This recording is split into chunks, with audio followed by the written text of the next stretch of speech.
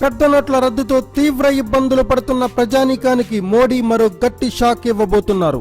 ఇక నుంచి ఇంట్లో నిల్వ ఉంచే నగదుపై కూడా పరిమితి విధించనున్నట్లు విశ్వసనీయ వర్గాల సమాచారం.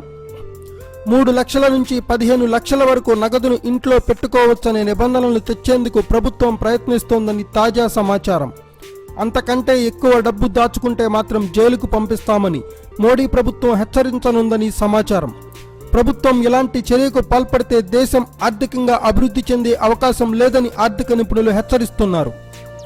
పెద్ద నోట్ల రద్దు తర్వాత బంగారం పైన ప్రభుత్వం పరిమితి విధించింది. ఆర్థిక కార్యకలాపాలకు సంబంధించి భవిష్యత్తులో మరిన్ని సంచలన నిర్ణయాలు ఉంటాయని ప్రధాని మోడీ మాట్లాడిన ప్రతిసారి చెబుతూ వస్తున్నారు. ఆర్థిక కార్యకలాపాలన్నీ డిజిటల్ ద్వారానే చేయాలని ప్రభుత్వం ఆదేశిస్తోంది.